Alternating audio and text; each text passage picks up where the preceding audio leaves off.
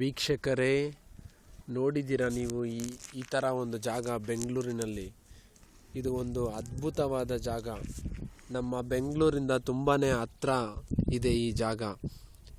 ಬೆಂಗಳೂರಿಂದ ಸುಮಾರು 30 ಕಿಲೋಮೀಟರ್ ದೂರದಲ್ಲಿರೋ ಅಂಥ ಜಾಗ.